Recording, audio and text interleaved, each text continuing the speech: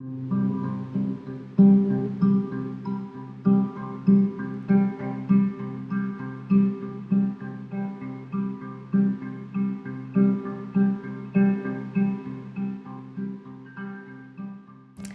there, my name is Cal. I am 20 years old.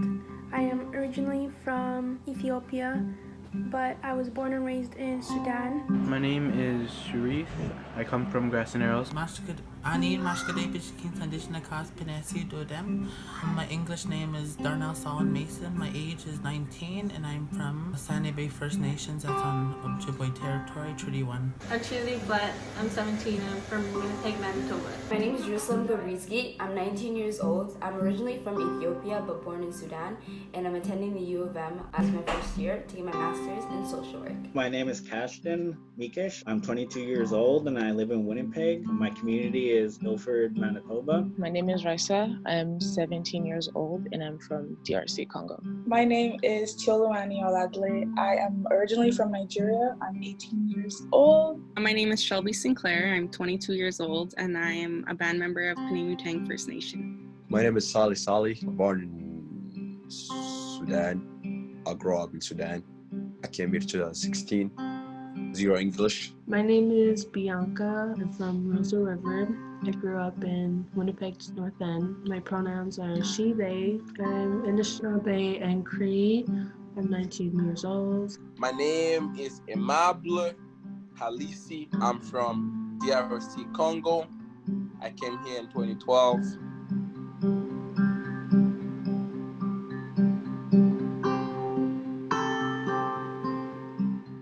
There's always racism going around, saying that we're just drunks, addicts, that we only live off the government, and that hurts. They judge us before they even get to know us. So the community say, oh, these newcomers are lazy, they don't want to work hard, they don't probably stay at home, they would just want money from the government. No, they don't. If they give them the option to work and they make money, they're gonna work. They don't want to live that good life. When Indigenous people lead like a march or like a rally or something, I feel like that's our like stereotypical misconceptions of Indigenous people. We're always like drumming or singing about something, but it's not like we are doing this just to do it. We are doing it because we believe in something. We're trying to fight for something that's important to us and important to everyone. I should not go up because of who I am, of the color of my skin, or where I come from. People just associate you with all of that once they see you or look at you, but until they get to know you, then they realize that you are more than just where you're from and the color of your skin. People assume that I practice the culture religiously and that I know the language. In reality, like, I'm just starting to learn everything. I'm starting to learn my language now. I'm starting to go into ceremonies more and like do medicine picking and stuff like that. We're not hard workers. Like, I feel like there's a big misconception that newcomer families are given too many opportunities and that they don't have a good work ethic, which I feel like is the complete opposite. I feel like newcomer parents especially sacrifice so much and drop everything that they have to bring their children to this a new country, and especially Canada, and they end up picking up 2-3 jobs, whether it's maintenance or anything that they're not used to working, and something that's very hard on them, just so they can provide their kids with the best opportunities that they can give them. Because of the way we dress, we could be like associated with drug dealing, sometimes being a drunk, or we're welfare recipients. Like sometimes our clothing represents a stereotype.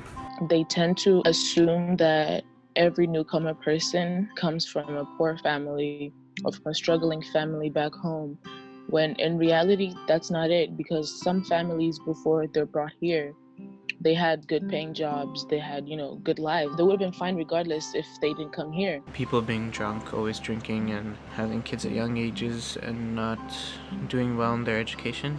Just people look at you and just assume you're uneducated, or they assume that you're aggressive. All these unnecessary stereotypes. One of the ones growing up was like my hair, if I had braids in, they'll question and touch, and I always felt like I was on trial. They look at us as stereotypes and that we're not all there and that we're bummy, and we're always on the streets and resorting to welfare, and I just feel like there's so much more to that. Just because we came from Africa doesn't mean we are poor. Actually, to be honest, my dad was working at a very good job back home. I could genuinely say he was stable more than he is here. Here he has to work 2-3 jobs to even feel stable, especially because we are a big family.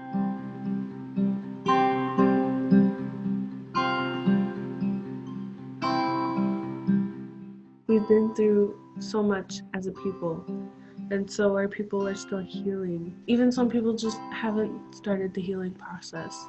So there's a lot of Indigenous people, especially in Winnipeg, that struggle with like substance use.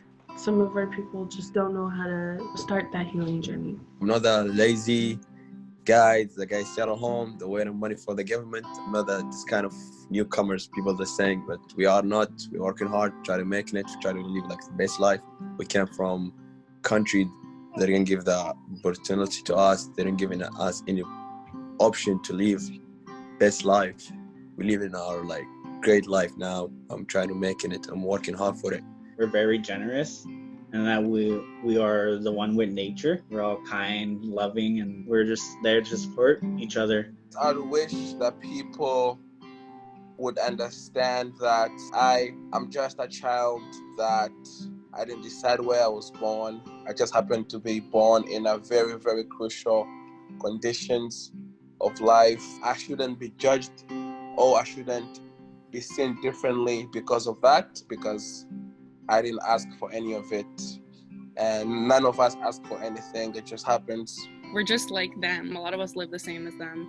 And people think like a lot of us are in poverty and we're not as smart as them. A lot of people think that like I'm not as smart as them. And that's what I've gone through my lifetime too. How welcoming we are to whoever, doesn't matter, different race, or they come from like a different community, if they're not Congolese, if they're like all from Kenya, Sudan, wherever. We're very welcoming and open to each and every person. We are spiritual people, we're a kind people because of our connection to the land, and we are resilient because of our histories, past, present, that still affect us today in different ways that we don't even think about. And our languages to us are very important because they connect us to who we are as a people and where we come from as a people. I'm not a violent person, nor am I an underprivileged person. I feel like people have the misconception that every kid who came from Africa has went through wars, has PTSD from seeing crimes happen, or they were very underprivileged. They didn't have enough to eat, nor did they have a good home to stay in.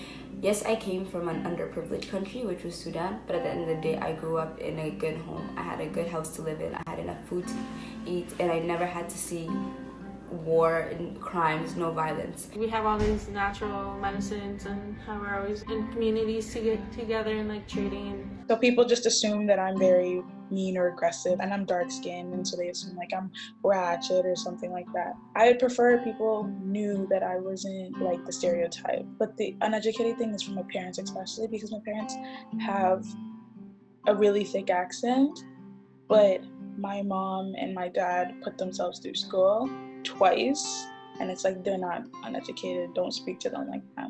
Canada and back home is not the same, and it's so hard for us to just jump into a different country where we're just supposed to be fine, you know? That's not how it works. Like when I first came here, it was so hard because I couldn't speak English. I didn't have people from the same place other than like my house. Nobody understands it till you're in it, right?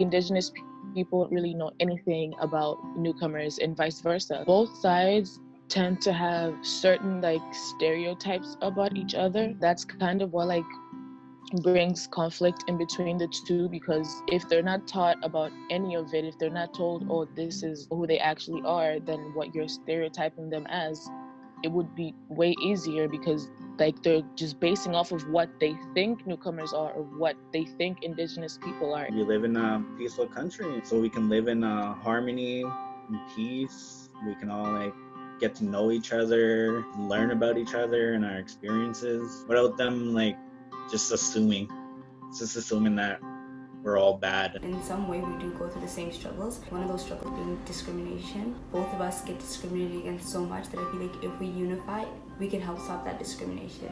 There are a lot of misconceptions about Indigenous people and newcomers.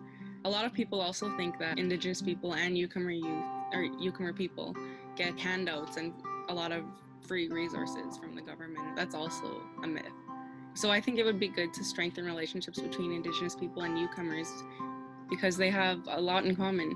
Judging without knowing why you're judging, it doesn't get you anywhere. It just creates more barriers, and the way to overcome barriers is to stop and get to know who is on the other side and why is it that you think that they are on the other side.